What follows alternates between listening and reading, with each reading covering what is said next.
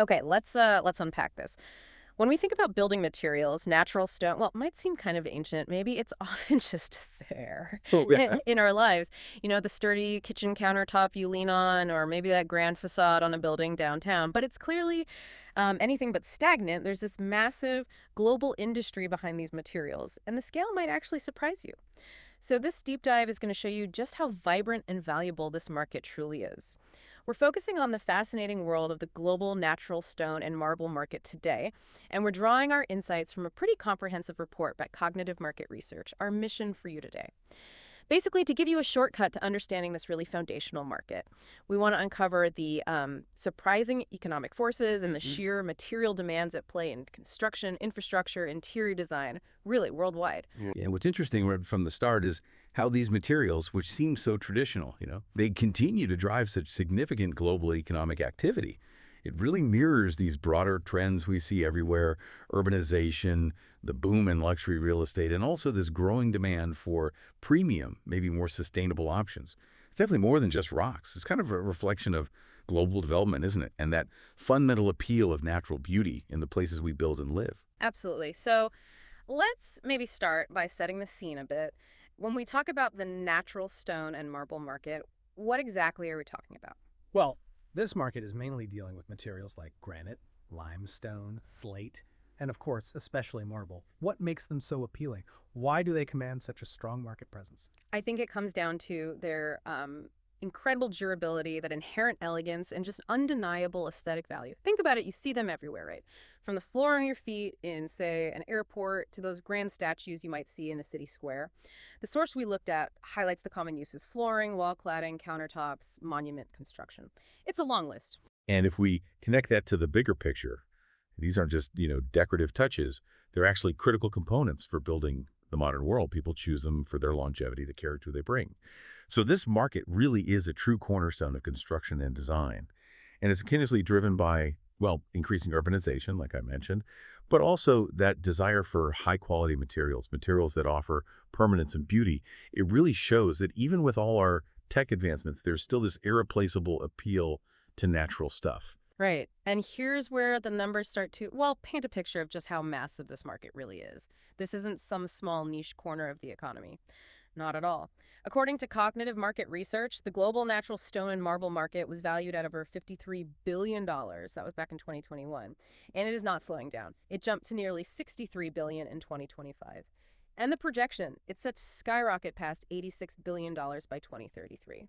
What really jumped out at me from the data was that consistent 4% compound annual growth rate, the CAGR, expected from 2025 to 2033. That's a remarkable pace for an industry that feels, almost timeless. That figure does make you stop and think, doesn't it? What does such consistent, strong growth in what looks like a mature industry really signify?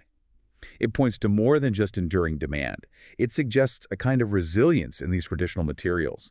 I mean, even with all the advanced synthetics and new building techniques out there, natural stone's perceived value probably linked to its durability and that unique look each piece has. It seems to offer this premium quality that keeps winning out, especially in key sectors worldwide. It kind of begs the question, though, is this growth driven more by, say, new commercial projects, or is it more about the surge in high-end home renovations? The report seems to suggest it's a pretty healthy mix of both, which indicates, broad market strength. Okay, so where is all this impressive growth actually happening? Let's dive into the regional hotspots. The report shows the Asia Pacific region really led the global momentum here. Get this. In 2021, APAC recorded over $17.5 billion, and it's projected to reach a massive $30 billion by 2033. That gives it the highest CAGR of nearly 4.6%. And within APAC, China is, well, undeniably a powerhouse. It's projected to hit almost $9 billion by 2033. But what's really interesting, I think, is India's rapid expansion. It's on track to more than double its market share. It goes from around 2.8 billion in 2021 to nearly 6 billion by 2033. That surge in India, wow, it really highlights the sheer scale of new infrastructure and housing development going on there. Yeah, it's huge. And beyond those two giants, we see really robust growth across the rest of EPAC, too. Countries like Japan, South Korea, Australia, they're collectively adding billions to the regional total. It shows widespread adoption, widespread demand, really, across both developed and rapidly expanding economies all through Asia. It's quite a testament to the material's global appeal, isn't it? It really is. Okay, moving across the globe. Europe, a continent steeped in history, craftsmanship, it continues to be a major player in this market. Their market stood at over $16 billion in 2021, and it's forecasted to grow to over $24 billion by 2033, holding a steady TGR of about 3.5%. Germany really stands out there as a significant contributor. It's projected to reach over $4.5 billion by 2033. But the UK, France, Italy, they're also strong drivers, adding billions more collectively.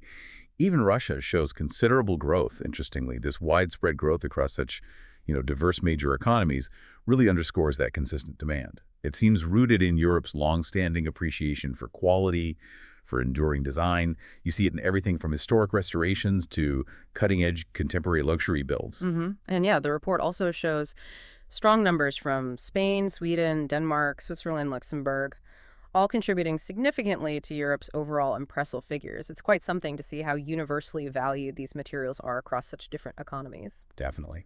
Now let's bring it a bit closer to home for many of you listening. North America. It also plays a really substantial role in this market. The region generated over $13.7 billion back in 2021, and it's expected to reach over $20.5 billion by 2033, maintaining a strong CAGR there too, about 3.4%.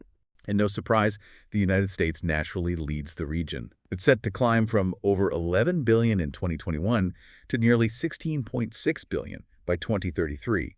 That consistent growth probably reflects ongoing high-end residential renovations plus commercial projects. Canada is also seeing healthy expansion, projected to reach nearly $3.5 billion by 2033. And Mexico contributes consistently to the regional total as well. It points to a pretty steady, mature market, likely driven by consumer preference for that natural look and, of course, the durability. Right. So beyond these major established markets, we're also seeing impressive growth in other regions. It really shows the truly global nature of this industry. Absolutely. Take South America. It's showing a really healthy CAGR, nearly 4.5%. The market there is projected to reach almost $6 billion by 2033. Brazil is the clear driving force, expected to hit over $2.4 billion itself. We also see strong expansion in Argentina, Colombia, Peru, Chile. Quite widespread. But what's really fascinating, maybe even surprising, is the Middle East. It actually boasts the highest regional CAGR, almost 5%. Yeah. It's forecasted to reach nearly $2.5 billion by 2033. Saudi Arabia is leading a charge that's almost doubling its market share, going from about $0.4 billion to over $0.7 billion, plus strong growth in Turkey and the UAE. This surge really points to massive new construction, huge luxury developments happening across the Gulf region. And then there's Africa, also showing strong growth. With a TAGR of 4.4%, it's projected to reach over $2.5 billion by 2033. Nigeria and South Africa seem to be the main drivers there, collectively projected to account for over $2 billion of that total. Okay, so that's a lot of numbers, a lot of regions. What does this all mean for you, our listener, whether you're, maybe building something, renovating, or just observing the world around you? Well, it means the global natural stone and marble market is this massive multi-billion-dollar industry, and it's showing consistent, significant growth across basically every major continent, from the, quiet luxury of maybe a new kitchen counter to the really durable infrastructure needed in rapidly growing cities. Natural stone plays this often unseen but vital role in our built environment. And all this growth raises a crucial question, I think. As demand for these quote-unquote timeless materials continues to surge, driven by urbanization, luxury development, how is the industry going to balance the extraction and supply of what are ultimately finite resources, especially with the growing global emphasis on, true sustainability, environmental impact? That's a big challenge. Indeed. It definitely gives you something to ponder the next time you see a beautiful marble facade, maybe, or a sturdy granite countertop, doesn't it? It's not just a material, it's really a global story, a story of demand, of growth, and of the enduring human appreciation for natural beauty. And maybe here's a final thought to leave you with. Consider the paradox here. These materials have been used for millennia, literally thousands of years, yet their market is booming faster than ever right now in the digital age. What does that tell us about our enduring connection to the natural world, even in our most modern constructions? Have you ever, paused in a grand hotel lobby or maybe looked up at a sleek skyscraper and just felt this sense of awe at the materials? Materials that seem like they'll last forever, beautiful and strong. Yeah, absolutely. That sense of permanence. Exactly. Well, today we're taking a deep dive into something related, the natural stone and marble market. It's fascinating. Rich in tradition, definitely, but also, surprisingly, a real hub for innovation. Right. And our mission here really is to unpack what's driving this market, what's pushing it forward, but also look at the big hurdles it faces. Okay. And importantly, the cutting edge stuff, the innovations that are reshaping its future. We're drawing all this from the detailed sources you shared with us. And hopefully by the end of our chat, you'll see how this, well, classic material is making a very modern statement, whether that's in a huge luxury tower or maybe even somewhere closer to home like your kitchen counter. So let's kick things off. What's really powering the growth? I think the biggest force has to be the global boom in construction and urbanization. Definitely. We're seeing this especially strongly in emerging economies. Think Asia Pacific, the Middle East, Africa. Yeah, massive development happening there. And in these new projects, natural stone, particularly marble and granite, it's not just a material, it's often the material of choice. For those luxury high-rises, big hotels, important civic buildings, It sends a message, doesn't it? it really does. It's not just functional, it's a clear statement. Refinement, quality, status. It has that enduring feel. It's almost become the signature, for upscale urban development. You see it everywhere, cladding, flooring, those really lavish interiors. And what's interesting, I think, is that it's not just about brand new buildings. Ah, okay. Beyond those huge new builds, there's this growing consumer desire for really premium interior design. Homeowners, designers, they're increasingly picking natural stone. Why is that? The look? Well, yes, the beauty is undeniable, but it's also about the long-term value, the character it adds. We see this a lot in renovations, too. Like kitchens and bathrooms. Exactly. Sleek marble countertops, maybe grand travertine staircases, elegant granite in the bathroom, stuff Okay. like that. And this trend, it's definitely helped by rising disposable incomes, particularly in developing nations. Right. People can afford to upgrade. Yeah, they can move away from maybe synthetic materials towards these more authentic high-end finishes. And let's be honest, social media and all the home improvement shows, they've made marble and stone really aspirational. Yeah, that's a good point. The visual appeal is huge online. Now, another angle, and this seems increasingly important, is the sustainability side, the eco-credibility.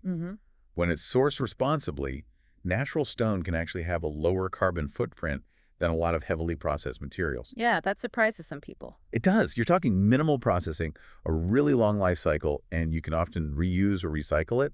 That's a powerful combination for green building. Absolutely. It ticks a lot of boxes for certifications like LED. Leadership in energy and environmental design. Right, and BREEAM, the UK one, it positions stone as, green, durable, environmentally sound. It shows that permanence and natural beauty don't have to be at odds with being responsible. Okay, so those are some strong growth drivers. Yeah. But, like any market, it must face challenges, right? Things that slow it down. Oh, absolutely. There are significant challenges. A major one is just the cost.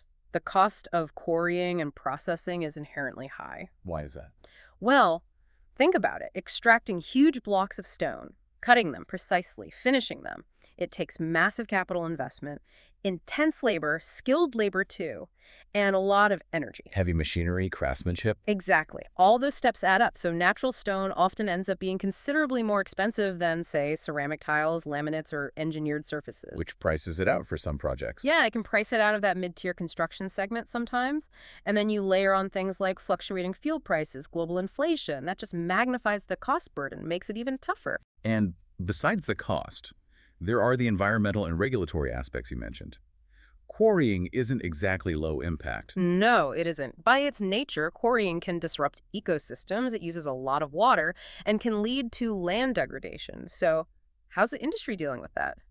That's the question. Well, governments globally are, quite understandably, tightening the environmental regulations. Makes sense. So that means limiting new quarry developments in some areas, mandating pretty strict rehabilitation programs for sites that are already operating, and this has a direct impact on sourcing. How so? Protected lands, heritage zones, they might be closed off to extraction entirely. So getting those really high-demand types, like the classic Carrara marble from Italy or some of those exotic granites from Brazil or India, it gets harder. It's a complex puzzle for suppliers, definitely. Okay, so cost is a barrier. Sourcing can be tricky due to regulations. But even once you have the stone, getting it where it needs to go sounds like another hurdle. Absolutely. Logistics and the supply chain are a huge piece of this. Stone is, well, incredibly heavy and surprisingly fragile in some ways, and just inherently difficult to transport safely. You get cracks, chips, even slight variations in color during transit that can lead to really costly losses. I can imagine. A cracked slab is useless. Pretty much. And if you're sourcing internationally, which is common, you've got to navigate customs, tariffs, sometimes geopolitical tensions, plus often very long lead times. Wow. For big projects like a hotel or a large office building, making sure you get consistent quality and color across maybe hundreds of slabs from different lots. That requires serious inventory management and a lot of upfront investment. Yeah, it sounds like moving a single piece of marble is already a mission, let alone coordinating a massive project. It really can feel like that sometimes, like a small expedition. Okay, despite these hurdles, the cost, the regulations, the tricky logistics, the industry isn't standing still, right? It's innovating. What are some of the exciting developments changing the game? Yeah, there's definitely innovation happening. One really significant leap is engineered natural stone. What exactly is that? It's basically natural stone particles like quartz or marble dust blended with specialized resins and pigments. Okay, so kind of a hybrid. Exactly. The advantage is you keep much of the beauty of natural stone, but you get greater consistency, often better durability, less porosity, and it's generally easier to maintain. Oh, I see. Fewer surprises, maybe. Precisely. So it's gaining a lot of traction commercially and residentially, especially for countertops, flooring, and places that get wet, like kitchens and bathrooms. It gives you that modern design consistency that can be harder with unique natural slabs. And alongside new materials, what about how the stone itself is worked? Any tech changes there? Oh, huge changes. There's been a real technological revolution in fabrication. Such as Digital cutting, sophisticated 3D CNC machining, computer numerical control. right, robots, basically. Well, highly precise automated machines, they don't just speed things up enormously, they allow for incredibly intricate cuts, complex detailing, sculptural forms, things that were either impossible or just prohibitively expensive to do by hand before. So more design freedom. Massively more. And this automation, it also cuts down on waste significantly and reduces the dependency on highly skilled, sometimes scarce, manual labor. It's a real game changer, both for producing at scale and for creating truly custom, artisanal pieces. That's fascinating. Now, maybe the most visible trend, something people might see without realizing the shift, is this huge demand from luxury hospitality and retail. Absolutely. I mean, think about five-star resorts, those high-end designer boutiques, even fancy international airports.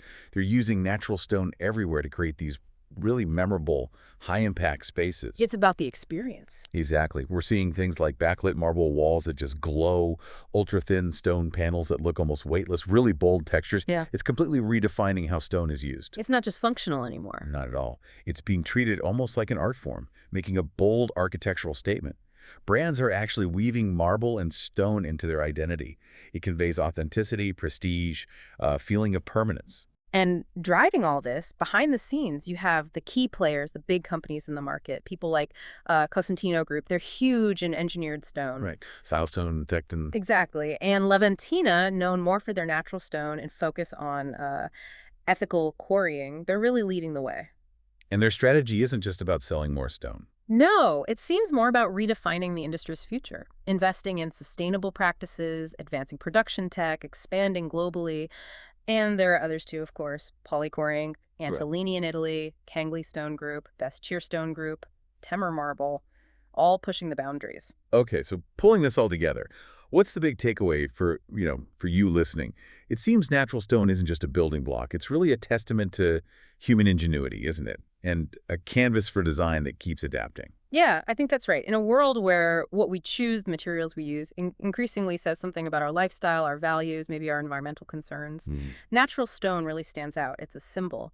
Beauty, authenticity, resilience. It's more than just a surface. Much more. It's like an investment in the soul of a building, maybe. It tells a story of timeless craft, but also increasingly conscientious design. So here's a final thought to leave you with. As we keep building, keep designing our world, how might the timeless appeal of natural stone, this ancient material made new, inspire us? How can it help us create spaces that aren't just functional but feel deeply meaningful and truly endure? What kinds of statements will our future buildings make?